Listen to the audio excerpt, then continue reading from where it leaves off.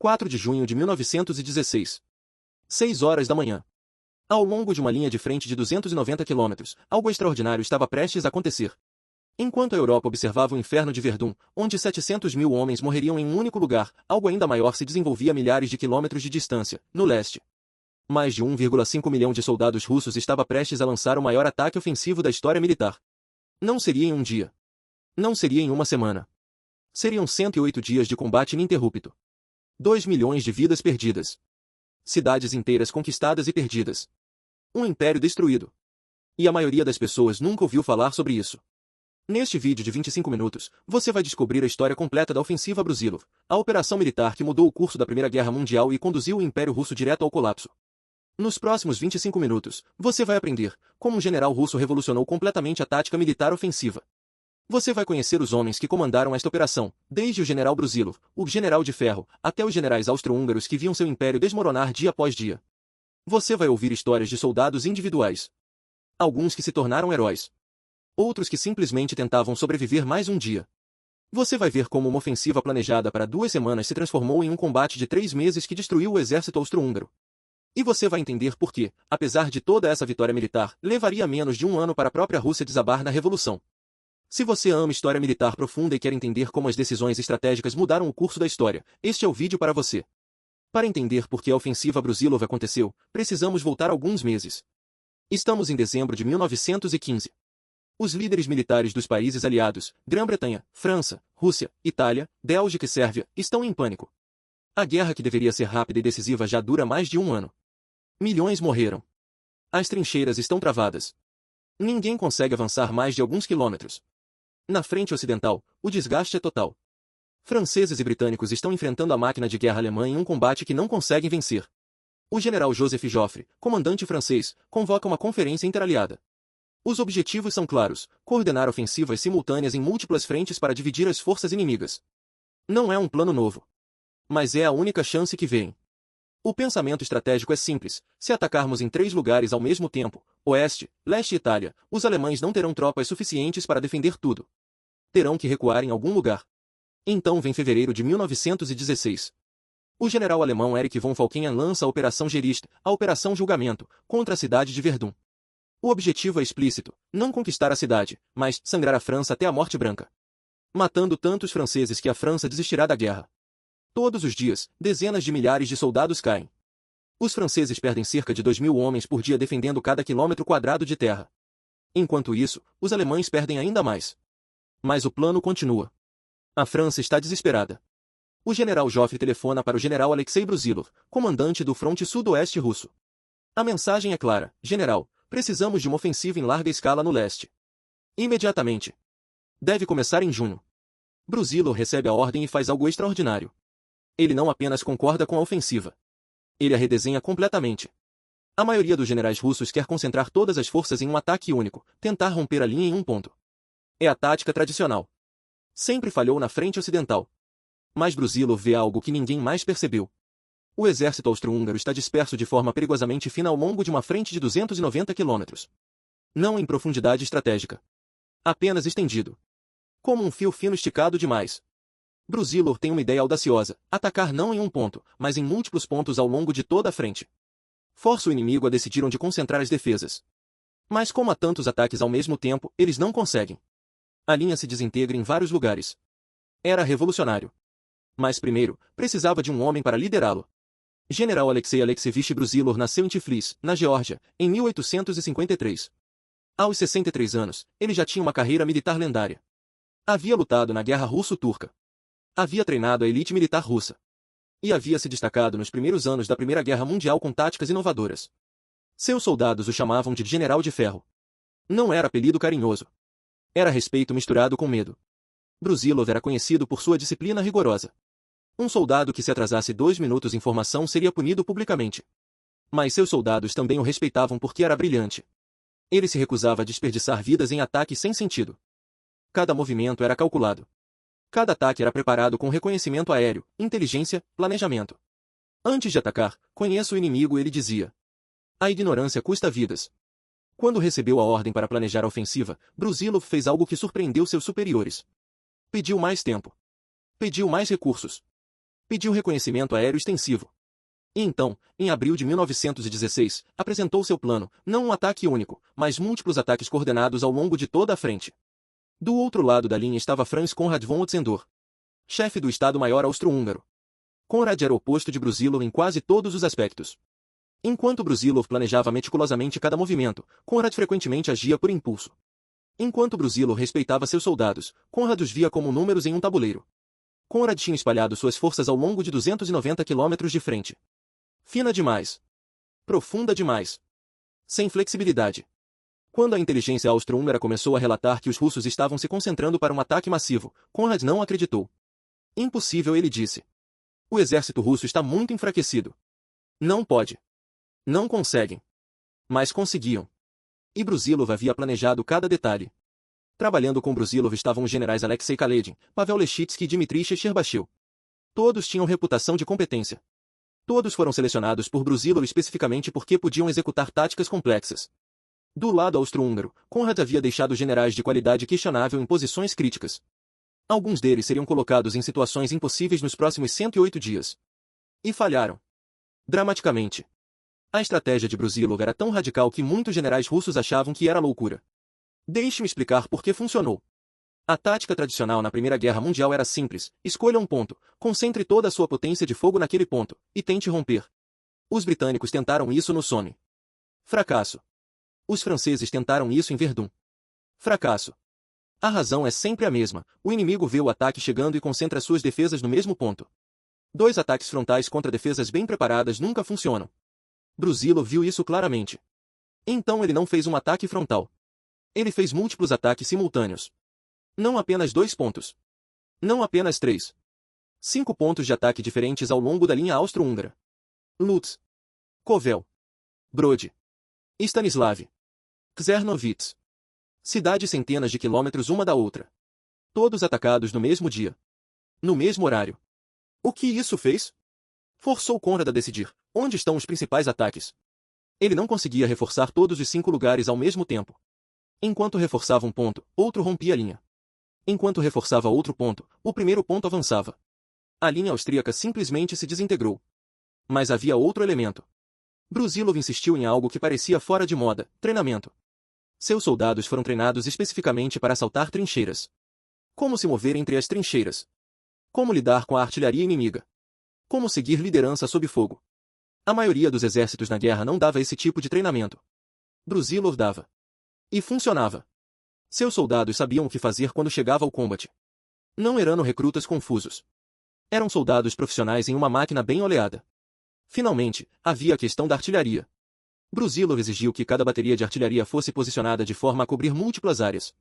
Se a infantaria avançasse, a artilharia avançaria logo atrás, criando uma cortina de fogo que protegia o avanço. Eram táticas que os alemães viriam como tão eficazes que as copiariam um ano depois. Era 1918.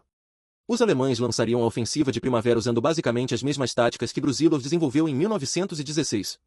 Mas isso é outra história. No momento, em maio de 1916, Brusilov terminava seus preparativos. 1,5 milhão de soldados russos estavam posicionados. Recursos foram acumulados. Planos foram transmitidos para cada comandante de divisão. Reconhecimento aéreo confirmava que os austro-húngaros ainda não esperavam nada tão grande. Em 3 de junho, Brusilov deu a ordem final para seus generais: amanhã, mudamos a história. 4 de junho de 1916. 6h15 da manhã. 2.000 canhões russos abrem fogo simultaneamente. Não é uma pequena bombardeio de preparação. É o apocalipse. Por 7 dias inteiros, a artilharia russa dispara continuamente. 250.000 projéteis chovem sobre as posições austro-húngaras. As trincheiras não apenas são destruídas. O próprio chão muda de forma. Crateras se abrem. Trincheiras inteiras desaparecem. Bunkers são enterrados sob toneladas de terra. Os austro-húngaros na primeira linha simplesmente deixam de existir. Muitos nem têm tempo de morrer. Apenas desaparecem. Soldados russos observam de suas trincheiras enquanto a terra ao longe se torna um inferno de chamas e fumaça. Alguns rezam. Alguns fingem que não estão com medo. Alguns sabem que estarão mortos em horas e aceitam isso. Um soldado russo, Ivan Gregorovich, escreve em seu diário naquela noite: a artilharia nunca para. Você pode ouvir o ribombo mesmo dentro do bunker com 3 metros de profundidade. Os austríacos devem estar morrendo por milhares. Amanhã temos que correr sobre tudo isso. Que Deus nos ajude. Ivan morreria 2 dias depois, atingido por uma bala de metralhadora quando saía de uma trincheira capturada. 11 de junho. Uma semana depois do início do bombardeio. Os resultados já surpreendem mesmo Brusilov. Em Lutsk, os russos avançaram 65 quilômetros. O exército austro-húngaro simplesmente não conseguia estabelecer uma linha defensiva coerente.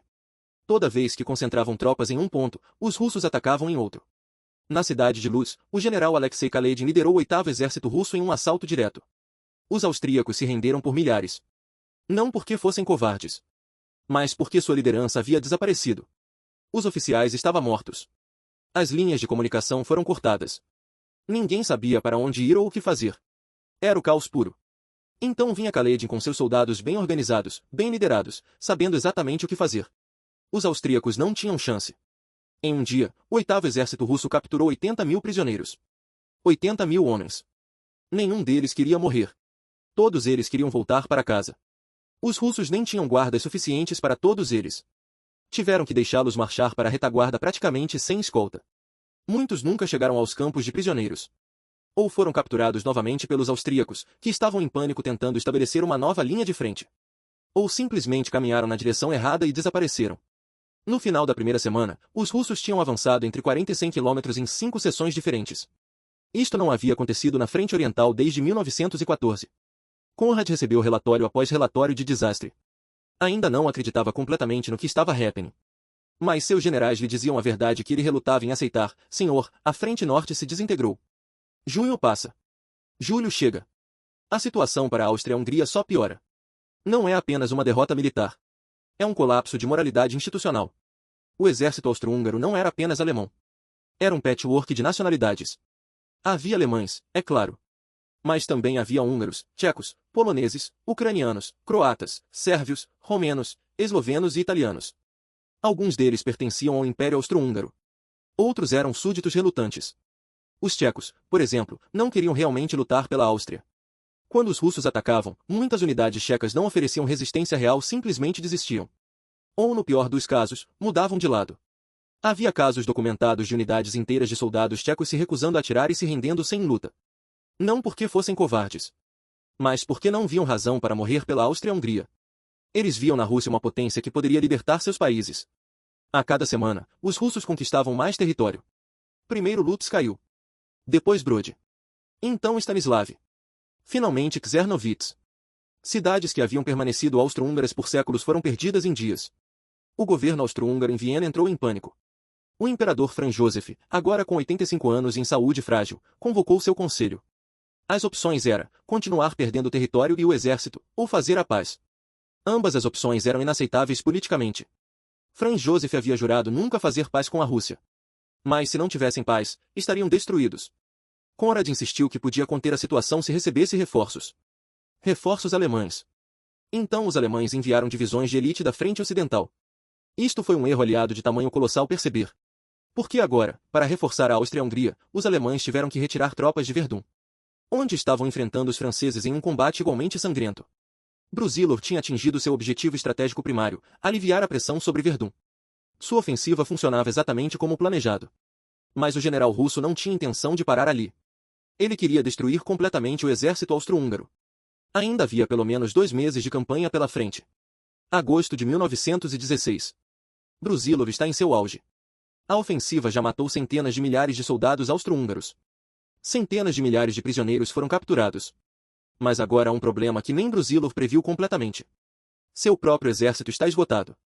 Você não pode invadir 500 quilômetros de território sem que seus soldados sofram perda massiva. As linhas de suprimentos estão esticadas ao máximo. Munição está ficando escassa em algumas unidades. Comida é racionada pesadamente. Os soldados que começaram a campanha em junho agora estão magros, cheios de piolhos, sofrendo de disenteria e infecções. O tifo está se espalhando através das tropas como fogo. Um soldado russo escreve nesta época: matamos tantos austríacos. Marchamos tão longe. Mas com cada vitória, estamos morrendo também. Metade de meu pelotão está com disenteria. 1/4 está ferido. Apenas alguns de nós ainda conseguem atirar direito. Como é possível que o inimigo se renda quando estamos tão enfraquecidos quanto eles? Este soldado nunca voltaria para casa. Morreria de infecção em uma ferida de bala em setembro. Mas ele colocou o dedo no problema central. O exército russo estava vencendo. Mas vencendo de forma terrível. Brusilov sabia disso. Ele pediu reforços. Pediu munição. Pediu suprimentos. Seu pedido chegou ao czar Nicolau II em Petrogrado. E aqui começa uma parte verdadeiramente trágica da história. O czar concordou em enviar reforços. Mas também fez algo que prova sua desconexão completa da realidade do campo de batalha. Ele decidiu deixar seu gabinete de guerra e assumir o comando pessoal das forças armadas russas. Era desastrado. O czar não era um general. Ele não tinha treinamento militar real. Ele havia passado toda a vida como monarca absolutista, não como soldado. Agora, no meio de uma das maiores campanhas militares da história, ele estava em comando. Brusilov continuava controlando suas operações localmente. Mas a estrutura geral de comando ficou confusa. Quem estava em comando? O czar? Brusilov? Os dois? Ninguém sabia claramente. Isto levou a atrasos em decisões críticas. A um ponto crucial em agosto, Brusilov viu uma oportunidade de envolver o exército inimigo inteiro em um combate decisivo. Pediu autorização para lançar uma ofensiva final de envolvimento. Seu pedido foi para o czar. O czar consultou seus conselheiros.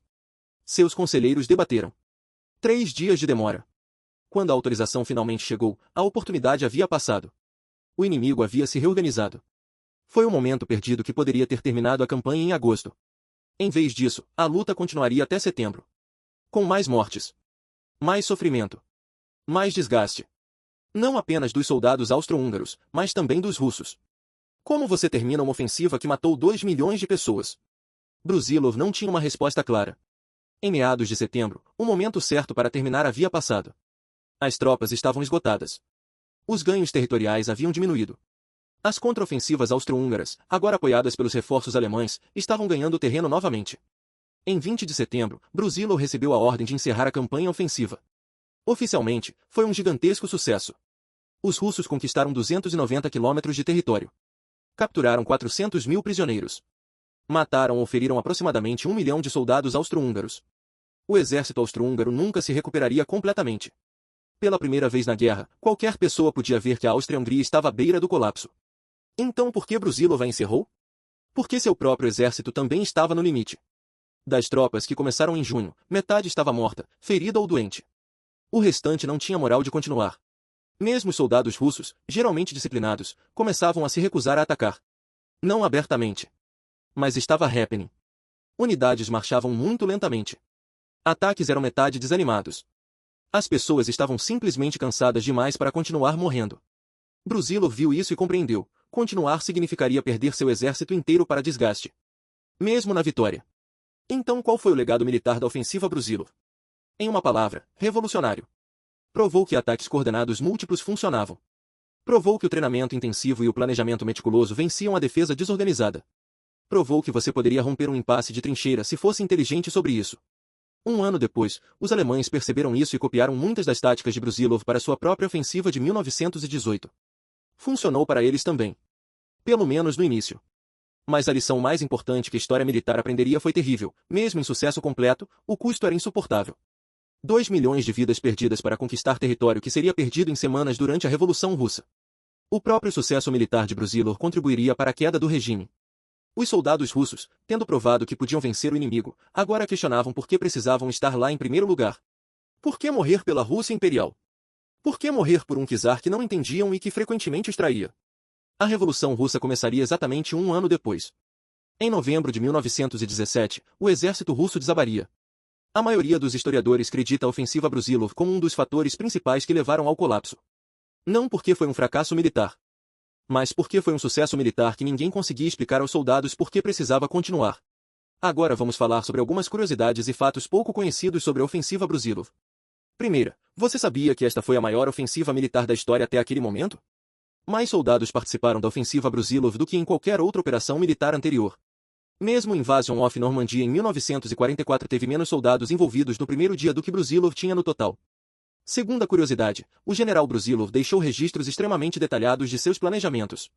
Seus memoriais são estudados em academias militares até hoje. A maioria das táticas que ele desenvolveu para atacar trincheiras foi adotada por exércitos em todo o mundo. Quando o exército americano treina soldados em assalto de trincheiras, frequentemente usam modificações das táticas de Brusilov. Terceira, dos 2 milhões de baixas na ofensiva Brusilov, a maioria não morreria em combate direto. Morreriam por infecção, disenteria, tifo ou gangrena. Era uma época antes de antibióticos. Um soldado com uma ferida de bala tinha cerca de 30% de chance de morrer de infecção, mesmo que a ferida fosse cuidada adequadamente. Se a ferida não fosse tratada, e muitas não eram por falta de médicos, a mortalidade era muito mais alta. Havia um médico para cada 1.000 soldados no exército russo. Compare isso com um médico para cada 100 soldados no exército britânico. Quarta curiosidade, há registros de canibalismo entre algumas unidades russas no final da campanha. Não em grande escala, mas em unidades isoladas que foram cortadas do suprimento por semanas. É algo que os historiadores russos geralmente não mencionam, mas documentos austro-húngaros capturados depois mencionam testemunhas oculares de soldados russos comendo corpos de soldados mortos. É a realidade brutal da guerra prolongada. Quinta, o general Brusilov sobreviveria à guerra, à Revolução Russa, às purgas de Stalin, e viveria até 1926, morrendo na URSS enquanto um general aposentado. Ele foi um dos poucos generais do czar que não foi executado por Stalin. Provavelmente porque suas táticas eram tão eficazes que até mesmo os comunistas admiravam sua genialidade militar. Sexta, memoriais para os soldados da ofensiva Brusilov ainda estão sendo descobertos hoje. Em 2019, construtores em Ternopil, Ucrânia, que fazia parte do território capturado por Brusilov, encontraram um fosso comum com os restos de 1.500 soldados russos. Provavelmente soldados que morreram de ferimentos ou doenças no final da campanha. Tinha uma placa escrita em cirílico antigo que dizia: "Aqui jazem nossos companheiros. Que sua memória seja honrada." Sétima curiosidade, a ofensiva Brusilov mudou completamente a maneira como o mundo via a Rússia. Antes disso, a Rússia era vista como um gigante lento e incompetente. Depois disso, era vista como uma potência militar que poderia vencer qualquer um. Isto influenciou decisões políticas em muitos países. A Romênia, por exemplo, entrou na guerra ao lado dos aliados principalmente porque estava impressionada com as vitórias de Brusilov. A Itália também reforçou suas tropas na frente oriental porque confiava que Brusilov teria sucesso. Oitava, Brusilov aprendeu sobre suas próprias limitações através desta campanha. Ele sabia que você não pode lutar para sempre. Que mesmo com planejamento perfeito, as forças humanas têm limites. Após a guerra, ele escreveria em seus memoriais: "A maior lição que aprendi na ofensiva de 1916 foi que nenhuma quantidade de planejamento brilhante pode substituir o descanso humano. Soldados não são máquinas. Eles quebram. E quando quebram, nem toda a genialidade militar do mundo pode consertar isso." Estas palavras ele teria bem aprendido observando seus soldados morrendo de cansaço e doença nos últimos dias de sua ofensiva. Então, vamos recapitular o que vimos. A ofensiva Brusilov foi a maior ofensiva militar da história até seu tempo. Começou em 4 de junho de 1916 e terminou em 20 de setembro de 1916. Envolveu 1,5 milhão de soldados russos contra os austro-húngaros. Resultou em 2 milhões de baixas entre ambos os lados. O exército austro-húngaro nunca se recuperaria. O próprio sucesso levaria diretamente à queda do regime czarista menos de um ano depois. Brusilov revolucionou a tática militar, criando um modelo de ataque coordenado que é ainda ensinado em academias militares. Mas a história também nos mostra a futilidade absoluta da Primeira Guerra Mundial. 2 milhões de pessoas morreram. Cidades foram conquistadas. Impérios foram abalados. E em 1917, tudo desabaria de qualquer forma. A Rússia se tornaria comunista. A Áustria-Hungria se desintegraria completamente. O território conquistado por Brusilov seria perdido, recuperado, perdido novamente. E hoje, mais de um século depois, ele continua sendo disputado. A história nos mostra que a ofensiva Brusilov foi um sucesso tático brilhante. Mas um fracasso estratégico ainda maior. Porque vencer a batalha não significa vencer a guerra. E às vezes, vencer uma batalha tão cara que você perde tudo mais. A história da ofensiva Brusilov nos deixa com uma reflexão importante. O general Alexei Brusilov foi um gênio militar. Suas táticas mudaram a história. Seus planos foram copiados por exércitos em todo o mundo. E ainda assim, seu maior sucesso levou ao colapso de tudo que ele havia defendido. A Primeira Guerra Mundial foi uma guerra de contradições. As pessoas que foram bem-sucedidas militarmente frequentemente foram fracassos estratégicos. Os que sobreviveram frequentemente sentiram que não valeu a pena.